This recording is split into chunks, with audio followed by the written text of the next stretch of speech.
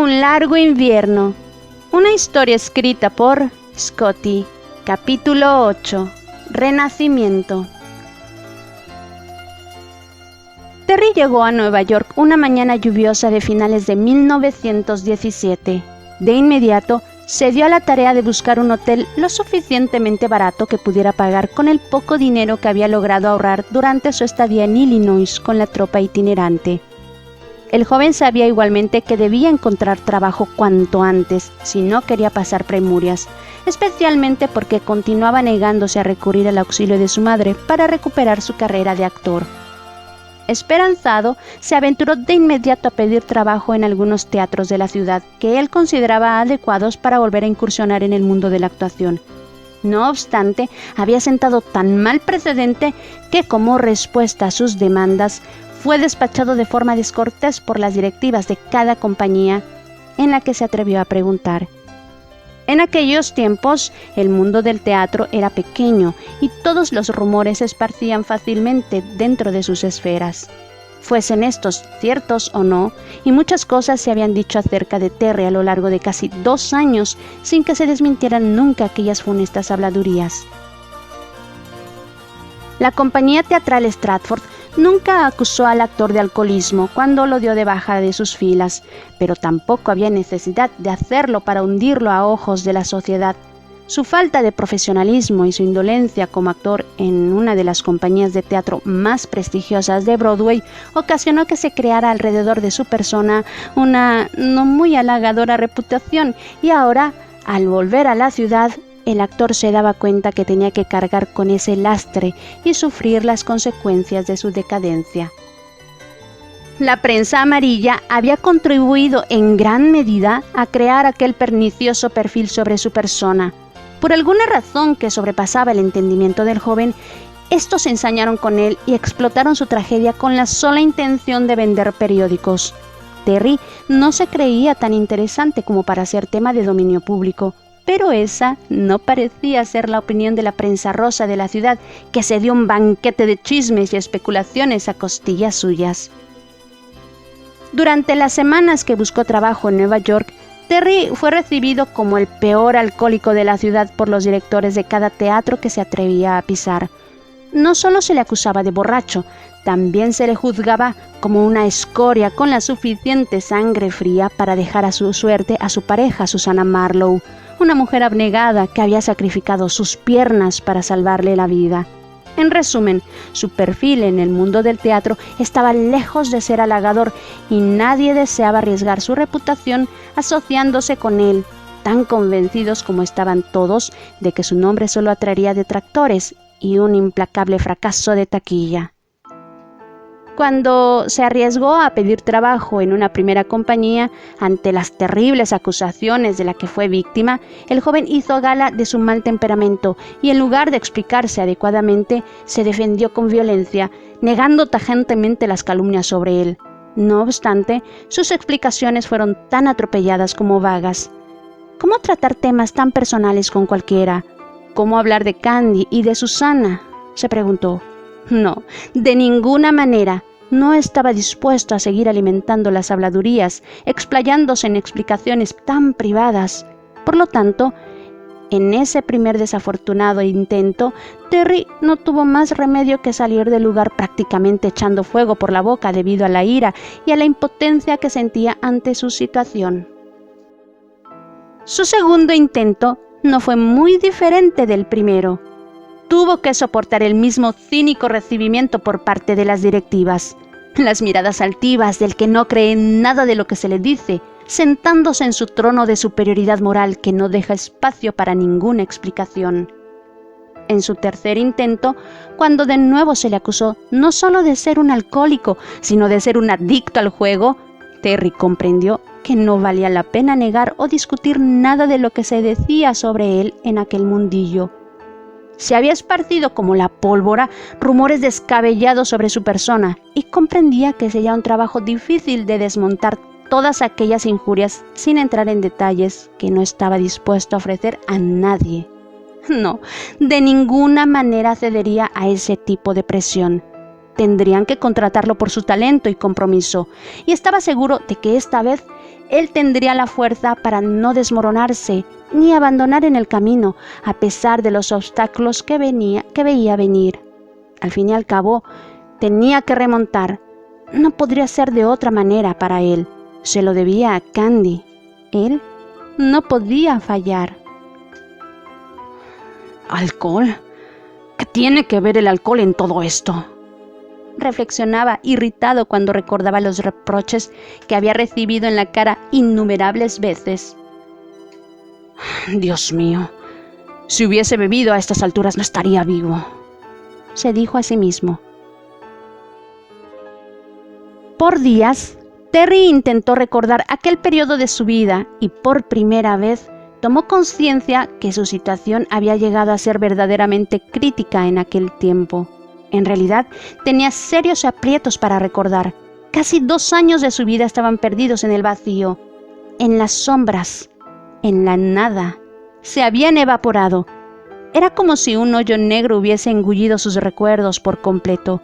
Durante 2 años, su separación con Candy se había convertido en el epicentro de su vida, una obsesión, en lo único en lo que él había podido pensar día y noche de manera compulsiva. El resto de su vida, él la había mandado al diablo en el mismo momento en que ella había traspasado el umbral del Hospital St. Jacob aquella fría noche invernal.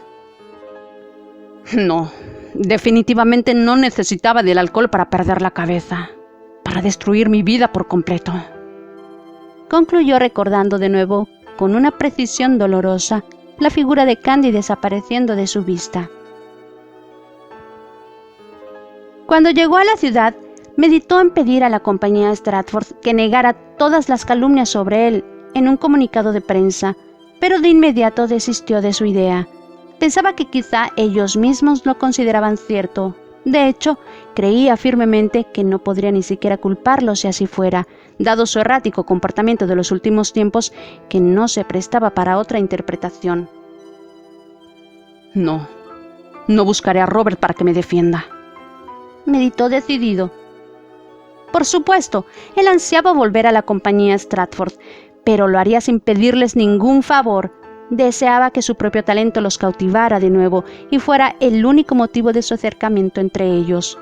Molesto de ser rechazado constantemente y recibir el estruendoso golpe de las puertas de todos los teatros en sus narices, abandonó sus planes iniciales de encontrar trabajo en el mundo artístico por un tiempo.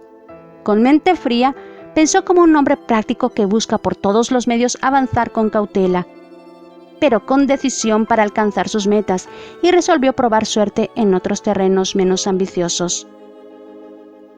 Su mayor interés actual era encontrar algún trabajo que le permitiera pagar sus cuentas. Luego hallaría los medios para pisar de nuevo un escenario. Él sabía que tarde o temprano algún director accedería y le daría la oportunidad de hacerlo. Estaba convencido que con el tiempo tendría la oportunidad que le abriría de nuevo las puertas para brillar en un proscenio. No fue difícil para él encontrar un empleo. 2 semanas después de su regreso a la ciudad, estaba trabajando en New York Harbor, dentro de la coordinación de carga del puerto. Con la guerra, el trabajo se había multiplicado en los puertos de Manhattan, Brooklyn, Queens, el Bronx y Staten Island, y Terry pudo disfrutar de la demanda de mano de obra que se pedía por todo el país debido a la contienda. En ese tiempo, los Estados Unidos eran la principal potencia que abastecía a sus aliados de Europa, con todo tipo de mercancías, desde bienes de equipo, materias primas y víveres, hasta el más sofisticado sistema de armamentos. Adjuntado a esto, el país participaba ya en la guerra y debía proveer a sus propias tropas de material necesario para la supervivencia dentro del conflicto bélico. Aquel trabajo no fue fácil para Terence a pesar de su constitución atlética. Desde el primer momento, el joven comprendió que la rudeza y las largas jornadas de labor que demandaba el trabajo en el puerto necesitarían de una real resistencia física de su parte, pero esto no lo desalentó. Cargar día tras día durante horas incontables contenedores en los barcos requería de una absoluta coordinación con sus compañeros, además de una fuerza física extrema. Así que durante los casi 9 meses en que estuvo trabajando en el puerto, los últimos destellos de la fragilidad que lo habían atacado durante casi 2 años desaparecieron por completo. Ganó y aumentó el peso perdido, sus hombros se ensancharon, sus músculos se delinearon y se desarrollaron dándole solidez y destreza a sus movimientos. En definitiva, a los 21 años, Terry se convirtió en un hombre rebosante de vigor, de inconfundible virilidad, muy lejos de la figura delgada y melancólica que lo había habitado por mucho tiempo. Cuando pasó poco más de un mes desde su llegada a Nueva York, Terence decidió visitar a Susana por primera vez. El recibimiento de la señora Marlowe fue de una extrema violencia. Lo calificó de poco hombre, de degenerado, canalla, sinvergüenza, y de cuántos apelativos encontró a su paso para vilipendiarlo como tanto deseaba. Terry tuvo que soportar sus reproches con la mandíbula apretada y sus brazos cruzados para no mandar a la mujer al diablo e irse del lugar en el acto. Sin embargo, se mantuvo grave, aceptando esa nueva humillación sin decir nada, pues esta vez él estaba dispuesto a cumplir con Susana, aunque tuviese que soportar la histeria de su madre como consecuencia de su acercamiento. Fue la propia Susana quien tuvo que calmar a la señora Marlowe, prácticamente llorando, pero la mujer hizo caso omiso de sus súplicas y se desahogó tanto como pudo hacerlo, disfrutando de la apariencia imperturbable con que Terence recibía sus quejas, sus insultos y duros reproches sin defenderse o replicar. Luego fue el momento del hombre para anunciarles que se encontraba trabajando en el puerto de Nueva York. Las dos mujeres no acogieron la noticia con buenos ojos. Por una parte, Susana no comprendía cómo alguien con el talento histriónico de Terence fuese capaz de conformarse con hacer trabajos de esa naturaleza, y le pidió que le permitiera hablar con Robert Hathaway al instante. Susana estaba convencida de que Robert se compadecería de Terence y probablemente le daría algún papel menor en su propia compañía, o por lo menos haría lo que estuviera a su alcance para encontrarle un papel secundario en algún teatro respetable de Broadway. Con lo que no contaba Susana era con que el actor se negaría con contundencia a recibir la ayuda de su antiguo patrón, exigiéndole no intervenir en sus planes. Tendrás que confiar en mí, Susana. Tarde o temprano volveré a la compañía Stratford, pero será por mis propios méritos, nada más. De lo contrario, renunciaré al teatro para siempre, le había dicho él, convencido de que podía lograrlo. Acerca de su ausencia prolongada, Susana no preguntó nada. Lo que hiciera Terence durante ese periodo, ella no deseaba realmente saberlo. La idea de que él hubiese visto a Candy la mortificaba y los celos la atormentaban. Temblaba al pensar en que él pudiese admitir en su cara que esto había ocurrido tal como ella lo imaginaba. Sabía que existía la promesa de Candy de no volver a verlo, pero ¿era posible ser fiel a un juramento cuando todo tu ser reclama al ser amado? Susana debía admitir que ella misma no tendría la fuerza para alejarse de Terry por una promesa, y desde esa medida juzgaba el proceder de Candy. Durante el periodo en que Terry no estuvo a su lado, Susana pensó de nuevo en quitarse la vida. Pasó por momentos realmente dolorosos y agobiantes durante aquellos días, al pensar que Terry no volvería y Candy no cumpliría su palabra. Con cada día que pasaba sin tener noticias de Terry, los pensamientos suicidas infectaban su mente como una enfermedad mortal. Susana sentía que perdía la cabeza y la fuerza para continuar con vida, al punto que estuvo a punto de cortarse las venas una mañana de principios de diciembre de 1917, pero fue detenida por su madre antes de lograr su objetivo final. ¿Qué la detuvo para no reanudar sus tentativas hasta llegar a las últimas consecuencias? Susana debía admitir que fue su propia fe en las palabras de Terry. Me quedaré contigo para siempre, le había dicho él con voz profunda y clara mientras observaba la nieve a través de la ventana de la noche en que se separó de Candy. Conocía bien a Terry, sabía en lo más profundo de su corazón que el hombre era lo suficientemente generoso para cuidar de ella el resto de la vida. Él comprendía que ella lo necesitaba, su vida dependía de su presencia, le era tan vital como el aire para respirar. Fue este pensamiento lo que la mantuvo con vida y a él tuvo que aferrarse para no perecer durante sus meses de ausencia. Finalmente, ella no se había equivocado. Terry había vuelto por sus propios medios y en sus ojos se veía la determinación de permanecer a su lado para siempre. Exultante, Susana se prometió que apoyaría al joven en su regreso a los escenarios y viviría para amarlo como tanto había soñado. Por el lado de Abigail Marlowe, sus cavilaciones fueron de una naturaleza diferente, muy lejos de las reflexiones de enamorada que poseían la mente de su hija. De una parte, aprobaba que Terence se hubiese acercado por su propia voluntad, convencido de que su rol era permanecer al lado de Susana. Él parecía bastante seguro de su importancia en el bienestar de la muchacha, y esto complacía a Abigail, porque por primera vez, desde el accidente, el actor comprendía que cuidar de la joven era su más alto deber en la vida. Abigail no podía negar que estaba satisfecha con el hecho, pero sus dudas radicaban ahora en la problemática economía del actor. Como mujeres, ellas solo gozaban de una reducida renta que había dejado el señor Marlowe tras su muerte, aunque para Abigail los míseros dólares de su difunto marido no servían para gran cosa en una ciudad tan costosa como lo era Nueva York. Por supuesto, habían recibido de parte de la compañía Stratford, luego del accidente de su hija, una generosa suma con la cual habían estado viviendo cómodamente durante los meses en que el actor se había ausentado de Nueva York. Pero sabía que tarde o temprano el dinero se acabaría, especialmente porque ella nunca había sido una mujer capaz de retener el dinero en sus manos por mucho tiempo.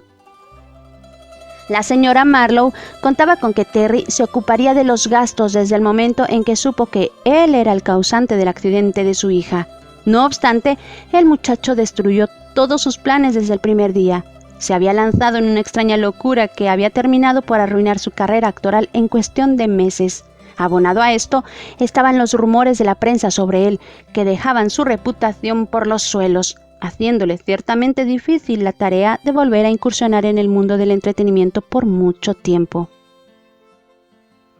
2 años después del accidente de su hija, el hombre que observaba era ciertamente diferente. Se le veía decidido, implacable, determinado en su proyecto de remontar, pero ella no era tan romántica como su hija y ciertamente no tenía ninguna fe en aquel individuo. Su estatus de obrero en el puerto desencantó a Abigail por completo. Su aspecto humilde y sus manos estropeadas la horrorizaron desde el primer momento en que lo vio. Dios mío, ¿acaso es esto lo que había planeado para Susana? ¿Cómo confiar en que Terence no va a terminar conformándose con la mediocridad de su vida actual? Se preguntó la señora Marlowe, desilusionada y decepcionada de la nueva posición del hombre que no ofrecía ningún alentador ni opulento futuro para ellas.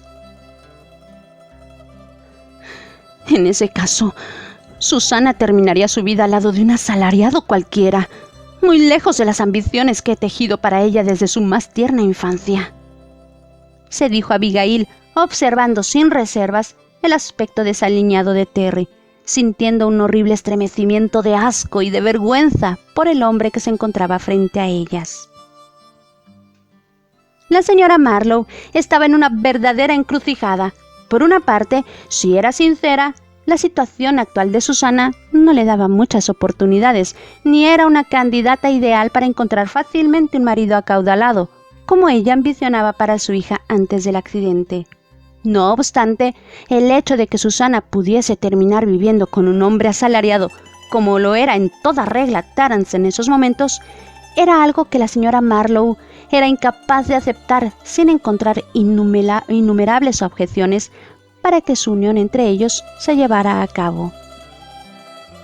Sabiendo que no podía tomar una decisión drástica en esos momentos, especialmente porque Susana estaba irremediablemente enamorada del actor, Abigail optó por aguardar sin mucho optimismo a que Terence remontase como él esperaba hacerlo.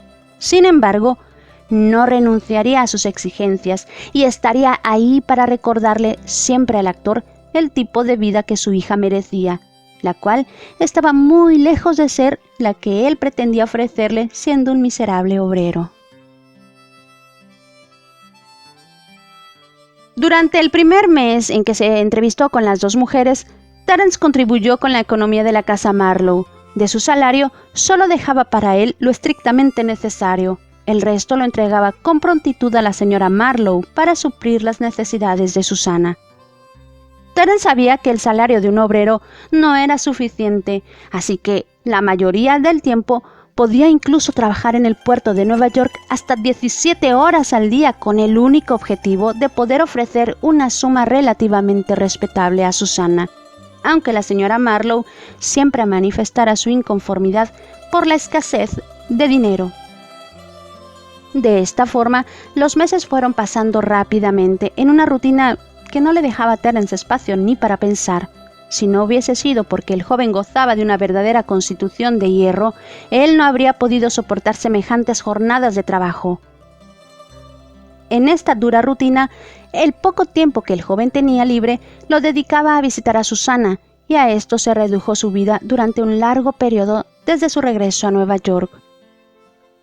Cuando la ocasión lo permitía, él se encargaba de llevar a Susana a las terapias de rehabilitación de sus piernas, a fin de que, más adelante en el futuro, ella pudiera utilizar las prótesis que le permitirían una mayor independencia y comodidad en su vida cotidiana.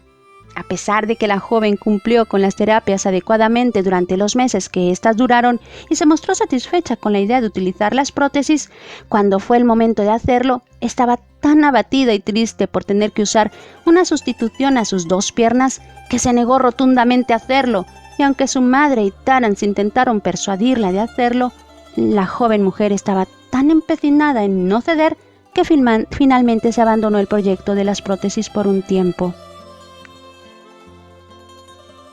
Rápidamente, el otoño de 1918 llegó y Terence supo que era momento de intentar volver al teatro. Llevaba trabajando en el puerto alrededor de 9 meses y él mismo podía observar los cambios positivos que se habían efectuado en su persona. El trabajo rudo le permitió liberar la tensión nerviosa que se había acumulado durante mucho tiempo dentro de él. No pensaba más de la cuenta, solo vivía para hacer. Y cuando sentía que los pensamientos volvían a emerger para atormentarlo, él se entregaba de lleno a la ferocidad física de su labor, hasta la extenuación, intentando engañar su mente con 1000 artificios para no caer de nuevo en la agobiante melancolía que amenazaba siempre con ampararse de él. Durante esos días, Terry decidió visitar el Teatro Les Lys, situado en la calle 3567 Oeste, con el fin de obtener un papel para la temporada de invierno de 1918-1919. En un principio, el director de teatro asumió la misma postura inflexible con la que había sido recibido 9 meses atrás. Pero si los argumentos de Terry no lograron disuadir al hombre de aceptar de darle un papel en su producción, el buen aspecto físico del actor no dejó indiferente al director. Unos días después de que Terry se presentara en el Teatro Les Lys, el director aceptó a permitirle audicionar para la obra Pigmalión, del dramaturgo irlandés George Bernard Shaw. La audición de Terence fue tan sobresaliente que el hombre supo enseguida que sería un imbécil perder un talento semejante por tontos escrúpulos de mojigata. Si su actuación no atrae al público, su presencia lo hará sin duda. El tipo estaba tallado para llegar lejos, reflexionó. Y en lo que respecta al alcohol, ¿quién no se embriaga y apuesta en estos tiempos? Meditó el director, cada vez más convencido en que debía otorgarle el papel al actor. Alégrate, Graham. Te anuncio que a partir de hoy estás fuera de la lista negra. Pero óyeme bien, remarcó. Si me decepcionas, yo mismo me encargo de enterrarte de nuevo. Le advirtió extendiéndole una mano a Terry, mientras le sonreía dándole la bienvenida al actor. 9 meses después de volver a Nueva York, Terence lograba obtener su primer papel en un teatro. Sabía bien que era solo un pequeño paso y que todavía había un largo camino por recorrer en su deseo de volver a la compañía Stratford. Pero para él, este exiguo avance era su primer triunfo y quería disfrutarlo.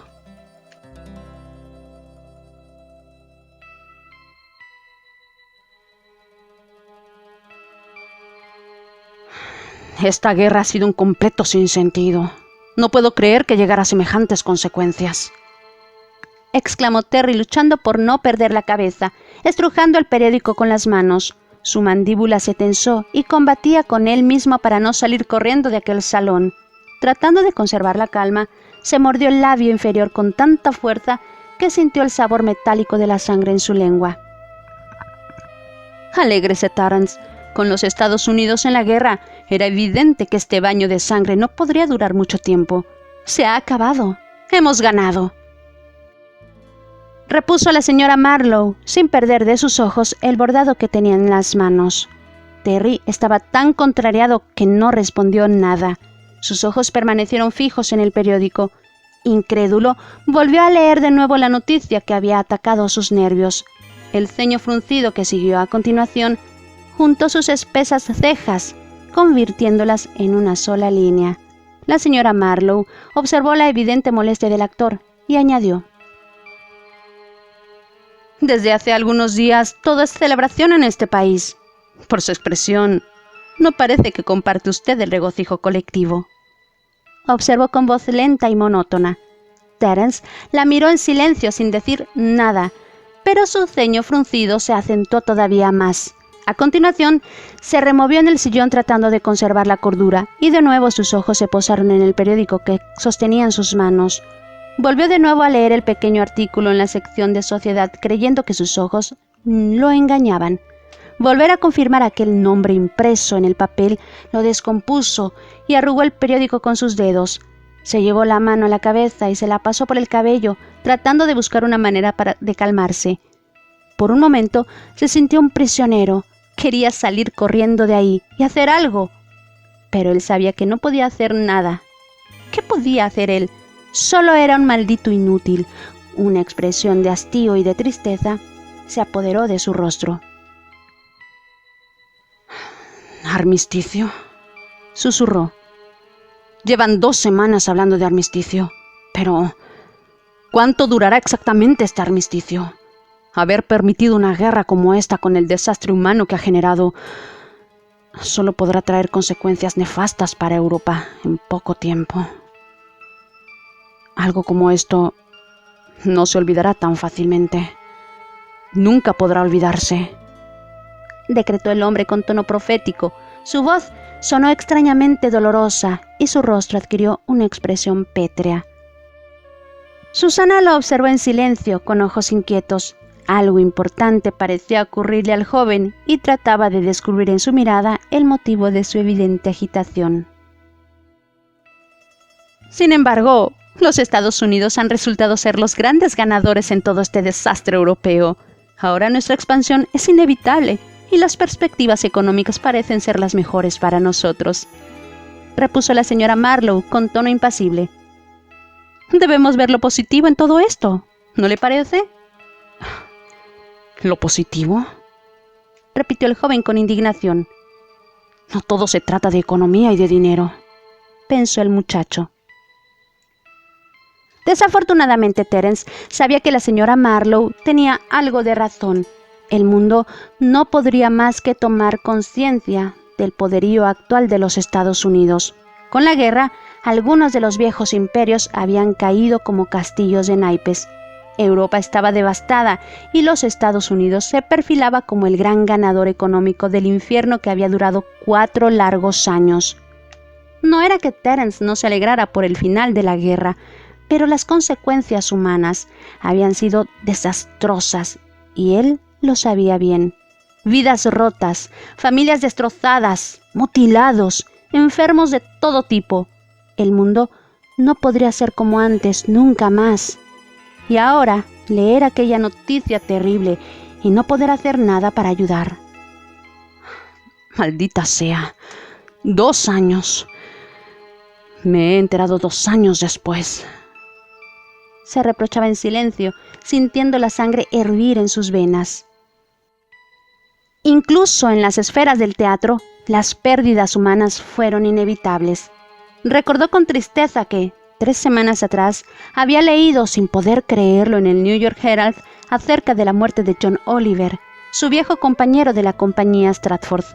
Su futuro brillante se esfumó con las balas de la metralla que destrozaron sus entrañas en las ofensivas de Meuse-Argonne en Verdun. durante las últimas semanas de octubre de 1918. Según el Herald, la actriz Karen Claes sostenía una relación amorosa con el hombre desde principios de 1917 y continuaron comunicándose durante la guerra.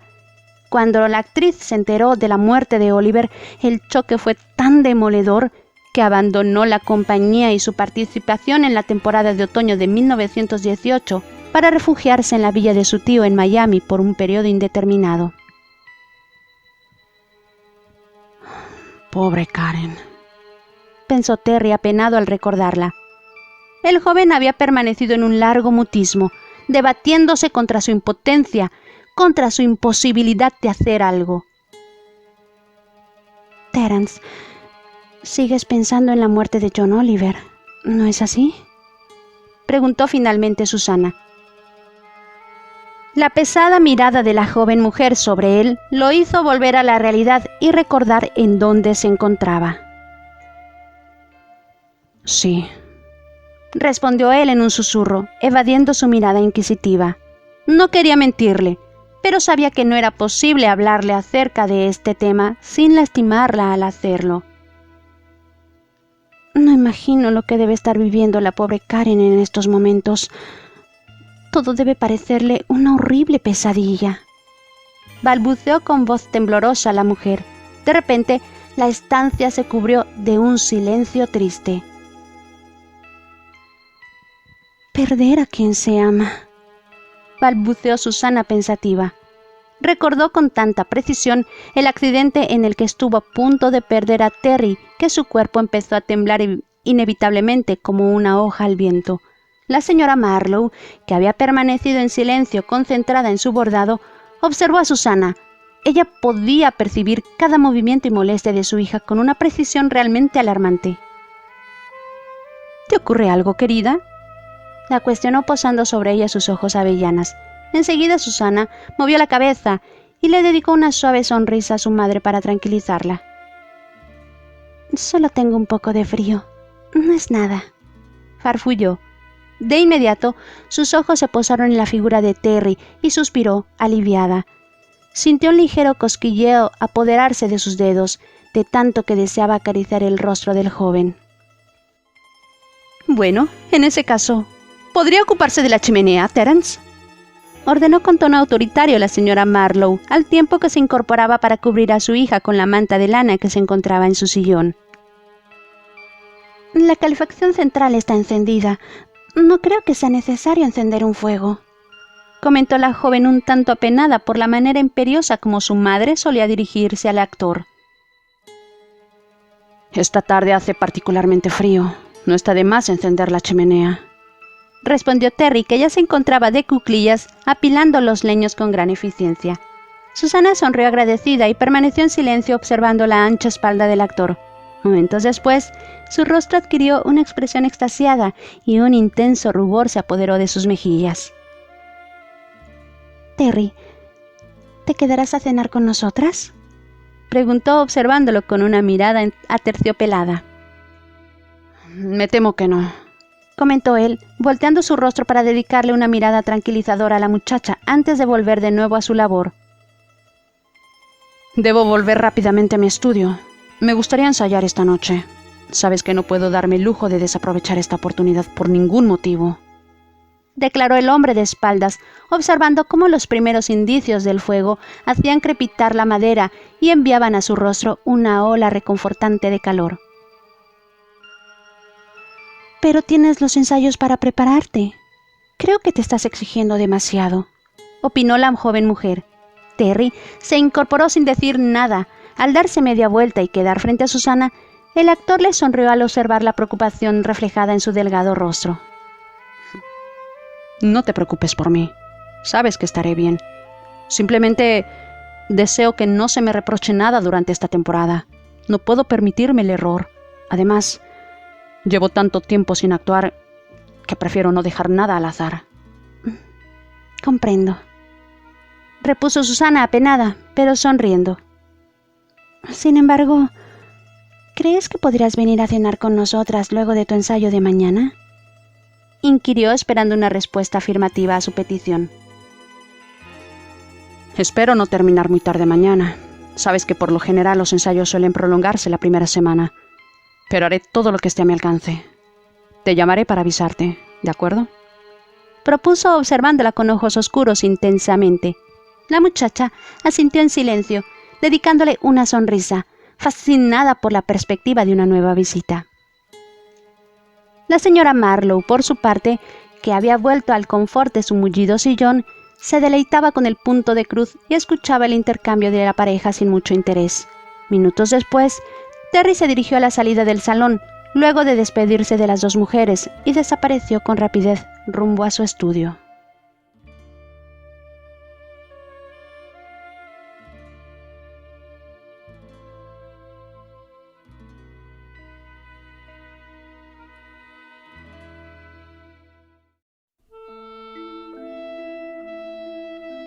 Eran prácticamente las 7 de la noche cuando Terry partió de la residencia de Susana. Las mujeres llevaban solo unos cuantos meses viviendo en aquella casa de Brooklyn y parecían haberse acomodado bastante bien, a pesar de las constantes críticas de la señora Marlowe, que siempre encontraba un motivo para desdeñar el lugar.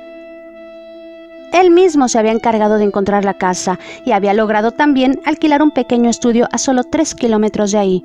Para su fortuna, estaba bastante cerca de 2 estaciones de la 62nd Street, New Utrecht Avenue, por lo que sus desplazamientos no se habían dificultado alejándose del centro. Con el accidente de Susana, algunos cambios fueron necesarios para su comodidad. Para empezar, vivir en un apartamento en pleno New York no era nada práctico cuando se han perdido las piernas y no hay ascensor en tu domicilio. Con los pocos ingresos que tenía Terry en esos momentos, tanto Susana como su madre tuvieron que renunciar al tren de vida que llevaban, ya que el actor no tenía la solvencia económica para pagar un piso en Manhattan en donde el edificio poseyera un ascensor. Susana pareció aceptar de buena gana los cambios, pero no podía decirse lo mismo de la señora Marlowe. Desde su regreso a New York, la madre de Susana no había perdido oportunidad para recriminarle a Terry su pobreza, su carencia de medios, su mediocridad. Y cuando él sugirió a las dos mujeres mudarse a Brooklyn por cuestiones monetarias, la mujer tomó su propuesta como una verdadera afrenta. Esto es inaceptable, Terence.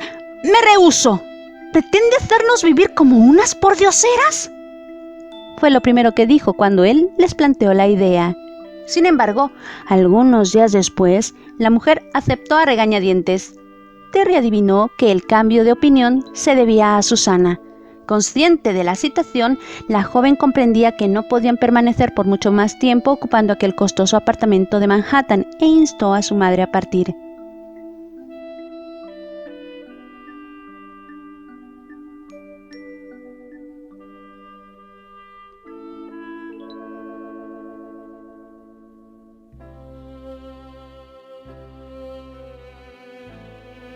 Terry caminaba despacio por la acera. El aire frío de finales de otoño enfriaba agradablemente su rostro. La humedad que sentía en el aire parecía anunciar la inminente llegada de la lluvia aquella noche. Los coches y las carretas circulaban casi sin ruido sobre el pavimento. Los árboles otoñales habían perdido prácticamente sus hojas y solo sus troncos desiertos se levantaban silenciosos hacia el cielo. Recordó con precisión lo que había leído en el periódico y sufrió ante la impotencia de su situación. Alistair Cornwell murió. Murió en la guerra. No pudo evitar murmurar. Él no lo podía creer, aun sabiendo que era cierto. Trataba de encontrar una explicación a lo que había leído esa tarde en el periódico, pero no había nada que pudiera invalidar la noticia del New York Times. Con el final de la guerra, la respetada familia Hardy de Chicago se prepara a celebrar un memorial para su amado Alistair Cornwell en sus dominios de Lakewood en el estado de Michigan. El señor Alistair Cornwell se unió a la escuadrilla Lafayette en el invierno de 1915-1916 y falleció a principios del invierno de 1916, con tan solo 21 años. Alistair murió a los 21 años, su edad actual. Maldición, Steer. ¿Por qué? se lamentó Terry impotente. Su semblante se ensombreció.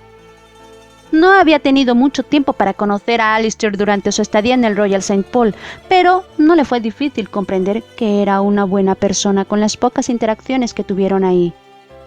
Pensó en Archibald Cornwell, su hermano, en Patricia O'Brien, su novia. Incluso se le cruzó por la cabeza Annie Brighton y se lamentó. Enseguida, todos sus pensamientos se concentraron en Candy y sus músculos se crisparon.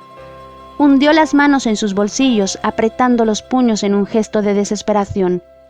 Él creía haber logrado apaciguar el ardor que sentía por ella, pero de nuevo un deseo irresistible e incontrolable de volverla a ver lo atormentó.